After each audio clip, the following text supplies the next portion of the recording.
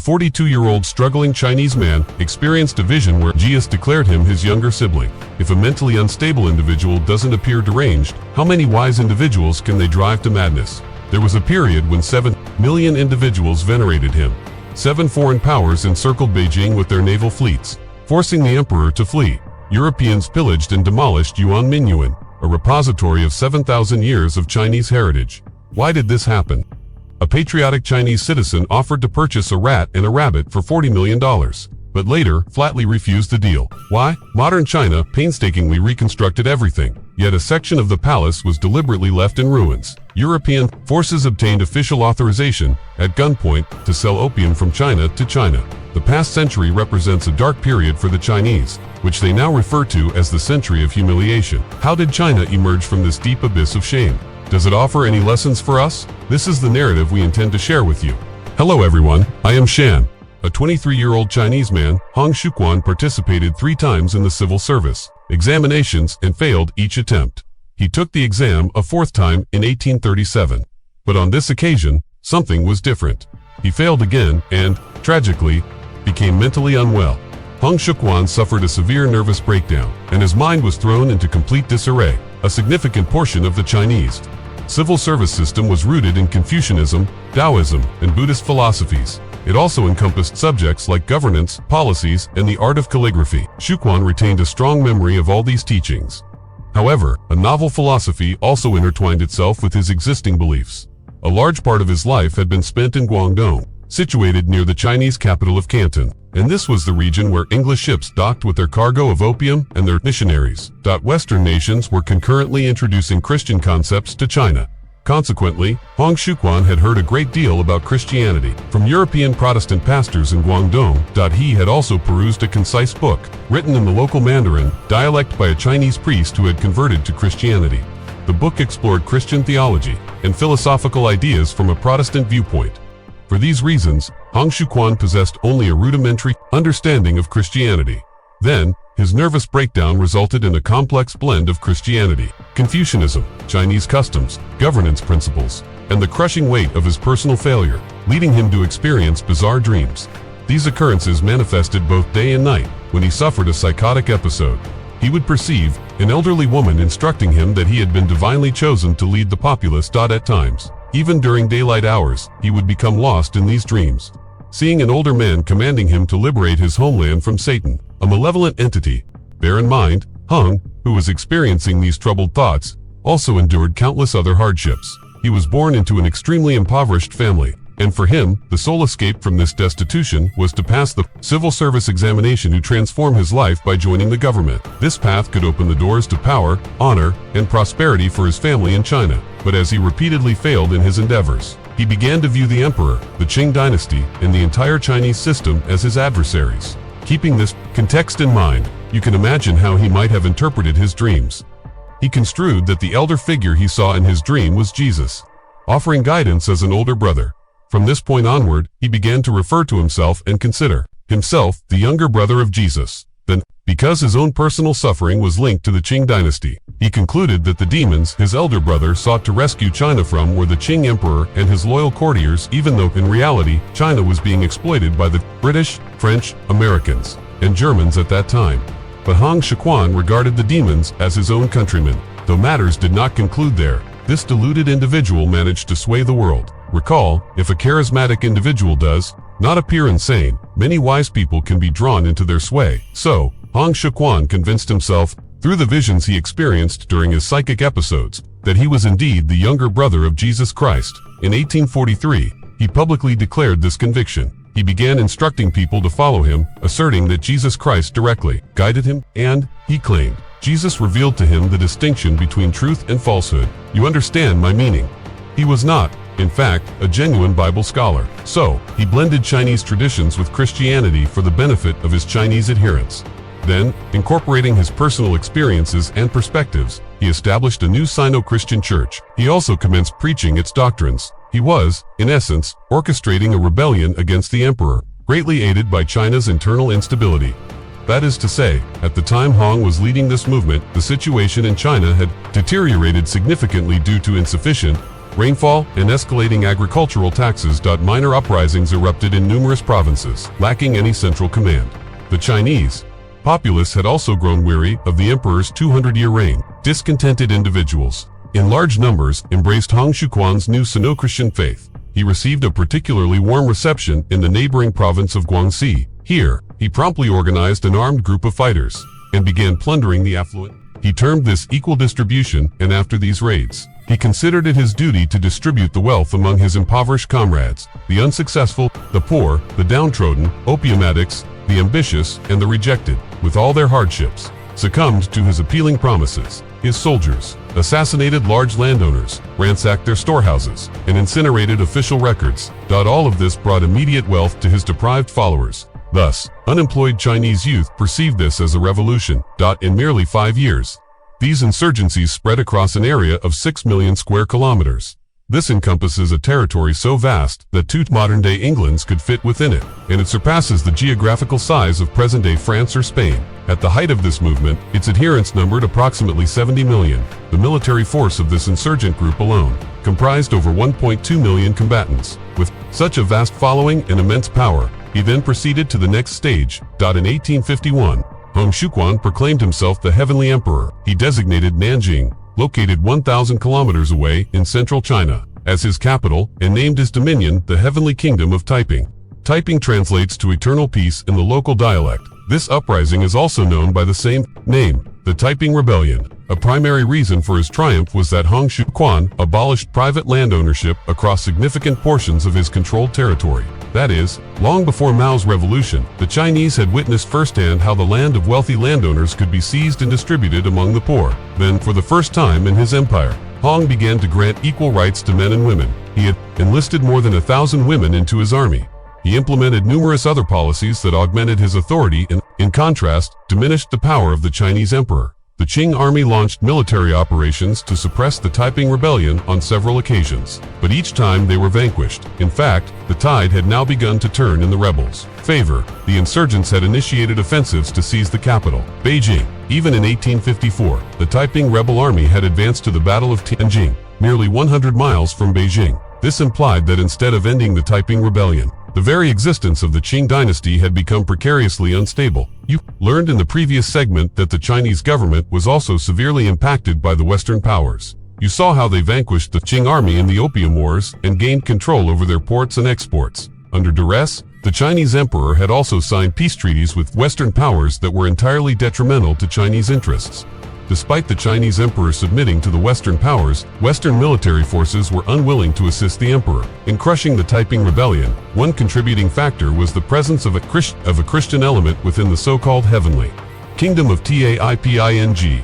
The Western powers felt a mild affinity with it. Furthermore, Hong Xiuquan shrewdly announced that he would grant Europeans more extensive trading rights within his empire than the Qing emperor did.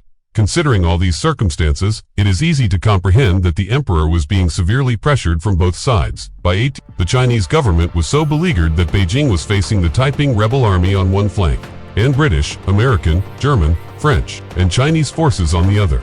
The British army spearheaded the European forces, and on this occasion, their demands were even more humiliating. They far exceeded the terms of the First Opium War Agreement in their demands for trading privileges. Among the rights they sought, 3 were paramount.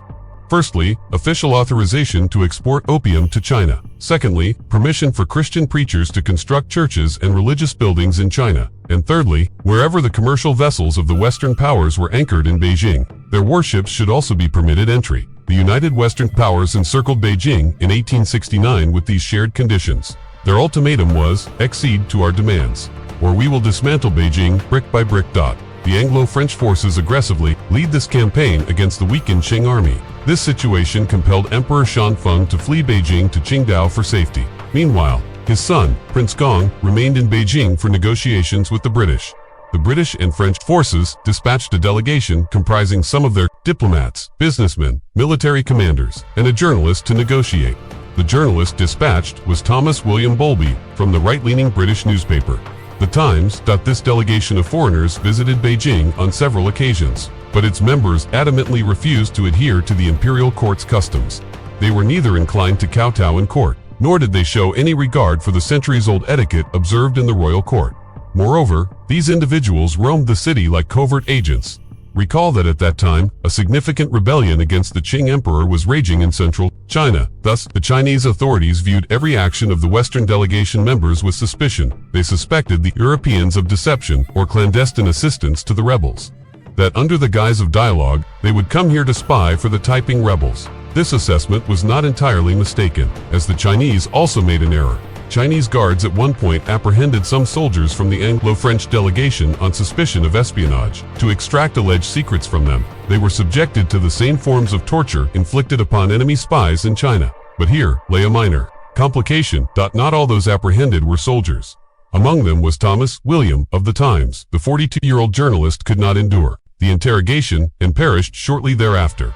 Anglo-French forces and European media exploited this tragic incident to issue dire threats to the Chinese. Then they devised a plan to inflict damage upon China in a way that its wound remains unhealed to this day. It was another bittersweet occasion of the Chinese century of humiliation that is still felt today. There was a magnificent old summer palace, Yuanmingyuan, near Beijing, a hub of Chinese culture, history, and the Ming and Qing dynasties. 200 palaces, gardens, ancient libraries, and museums were constructed in this single location, amidst several picturesque lakes. It was so spacious it could accommodate 35 areas, including pavilions and shopping areas, the size of today's Gaddafi or Mumbai cricket stadium. It comprised several sections. In one part, centuries of China's history, statues, paintings, and artifacts were preserved. It contained numerous antiquities related to Confucius and Buddha. The oldest known manuscripts of their teachings were housed there. There were books and letters whose script had already become obsolete. Millions of them were centuries-old books and papers whose writings had yet to be deciphered.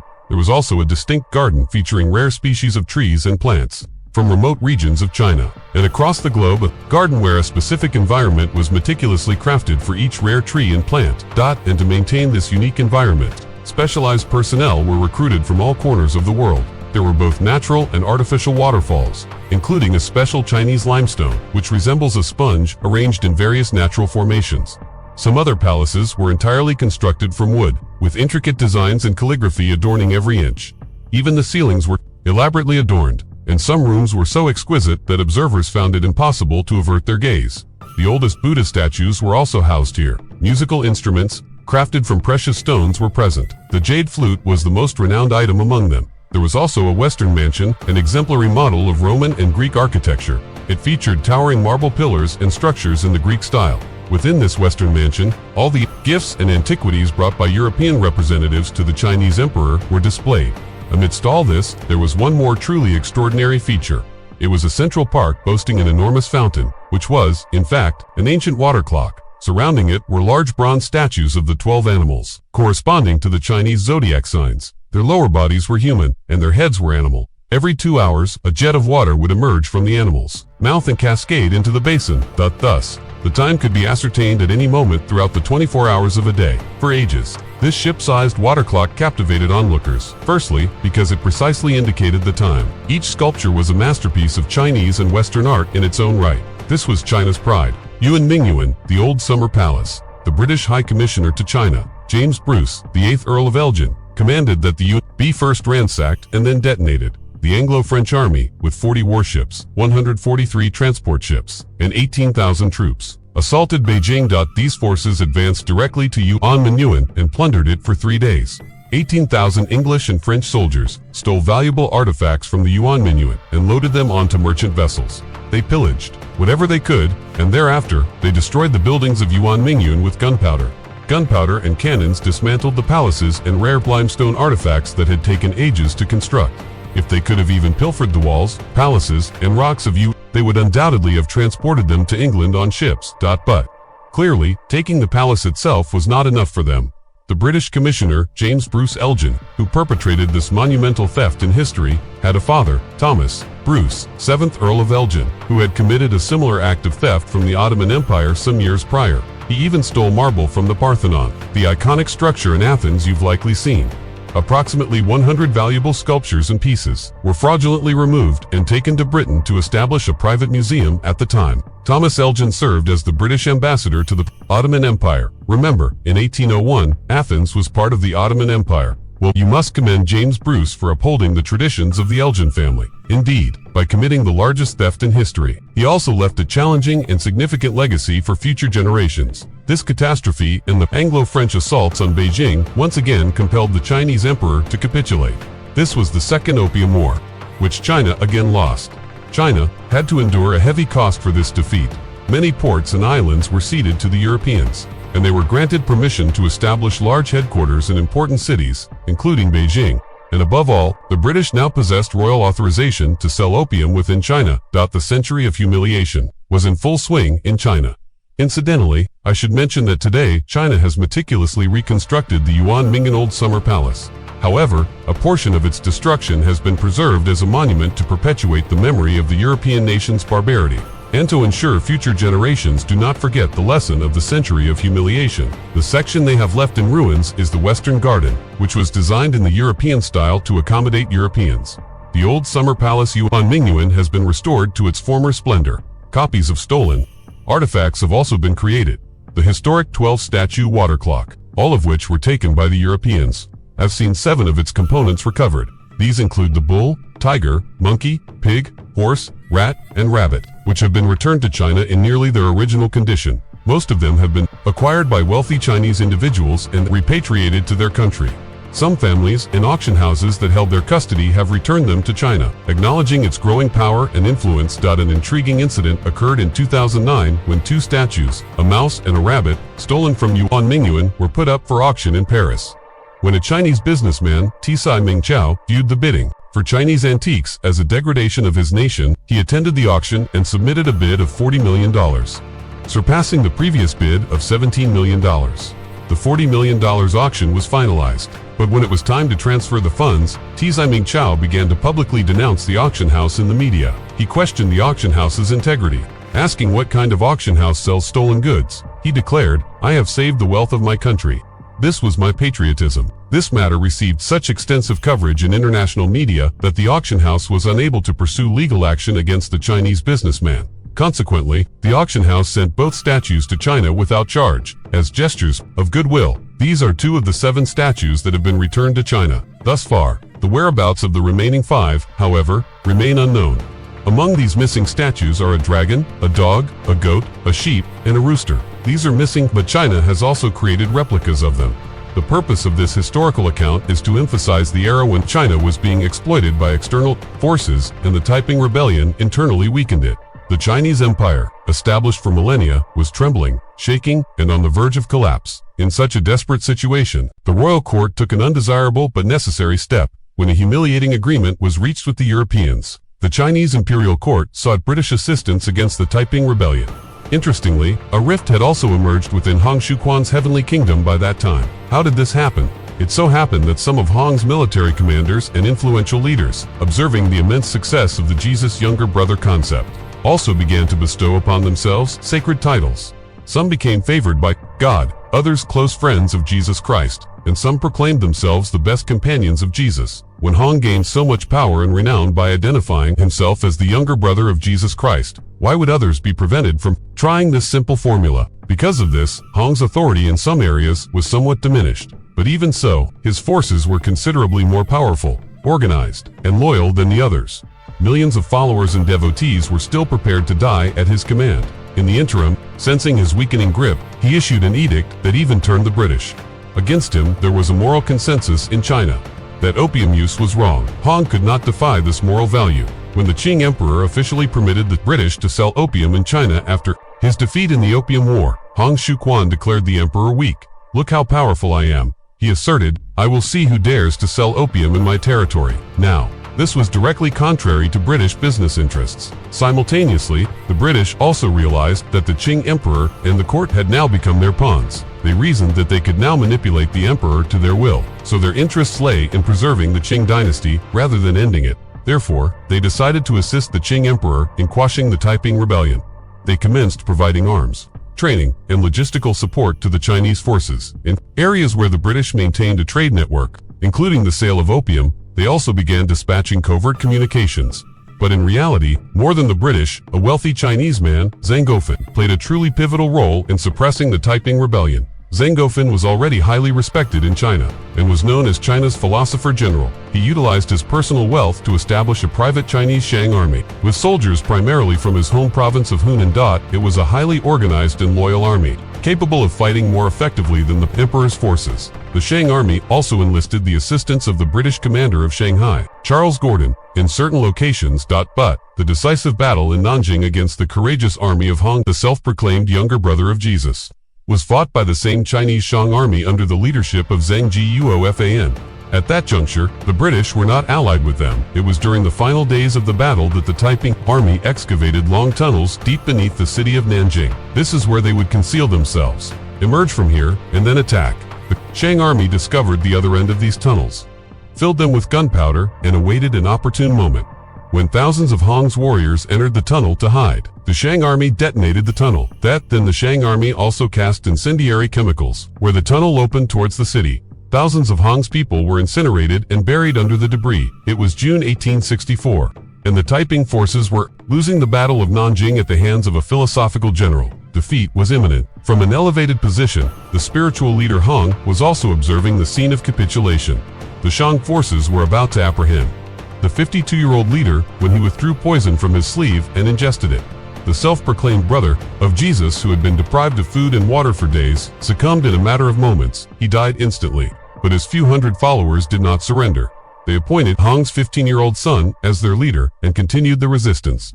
But these were very few individuals. All of them were swiftly killed or captured. Hong's 15-year-old son was apprehended, brought to Beijing, and executed by July 1864. The Taiping rebellion had been completely crushed. The entire history of the Taiping Heavenly Kingdom concluded. In a mere 14 years, the Taiping Civil War marked a significant turning point in China's century of shame, a historical victory, yet it was also a profound tragedy.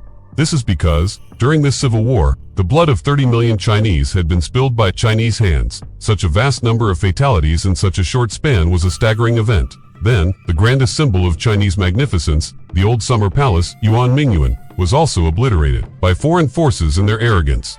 The ashes of this sorrow smoldered in the heart of every Chinese person. Chinese rulers, intellectuals, and young people pondered what had befallen them. After this devastation, they thoughtfully considered another path to escape this abyss of humiliation. We cannot progress in the world merely through fighting and killing. Discussions regarding modern reforms took place in China. Numerous solutions to the predicament were put forth. Chinese intellectuals even sought counsel from the occupying Western powers, the British, the French, and even the Germans.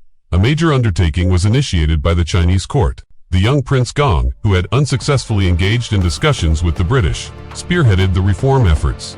He was accompanied by the philosopher general Zhang Gofan, who had quelled the Taiping rebellion, and several others. He also devised an agenda called the Yonggo Yongdong, or self-strengthening movement. This agenda prominently emphasized acquiring weapon technology from external powers while maintaining the education system in line with Chinese traditions. This movement was ambitious and experienced some initial successes, but then it encountered a fundamental flaw and resistance from a powerful figure. This individual thwarted the initial reform movement aimed at helping China recover from the century of humiliation. This influential person was none other than the Chinese empress, the emperor's mother.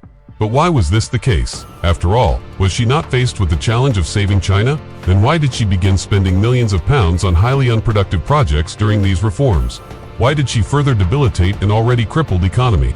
We will discuss this in the next vlog, and also why the German Emperor Wilhelm II threatened the Chinese. With that, we will put you in a condition that your future generations will not dare to look the Germans eye to eye. The century of Chinese humiliation offers a valuable lesson for all impoverished and developing nations. This narrative illustrates how a nation can rise again, even after being assailed by a dozen external powers. Facing internal turmoil and enduring millions of casualties, this story is a source of hope that deserves to be seen by anyone who values humanity and appreciates history. We have compiled this story into this playlist for you.